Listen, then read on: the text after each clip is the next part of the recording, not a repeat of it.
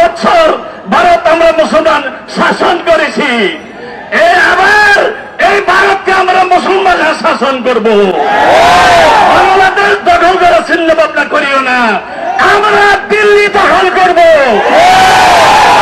দিল্লি শাসন করব। জিহাদের জন্য, গজওয়াহিদদের জন্য আপনারা তৈরি আছেন? আমাদেরকে বিশ্ব শাসন করার জন্য, বিশেষ করে ভারতকে দখল করার জন্য আমাদের আল্লাহ কবুল করে। সবাই বলেন এই হাসিনা আওয়ামী লীগ বিদায় হয়ে গেছে, আর 100 বছরেও বাংলাদেশের আর মাথা উঠাতে পারবে না। ঠিক কিনা বলেন? আসসালামু আলাইকুম ওয়া রাহমাতুল্লাহ। সংগ্রামী তাওহীদি জনতা, দর্শক আপনারা দেখতে পাচ্ছেন এই মুহূর্তে বাইতুল মুকাররমের উত্তর গেটে হেফাজতে ইসলামের হাজার হাজার নেতাকর্মীরা রয়েছেন।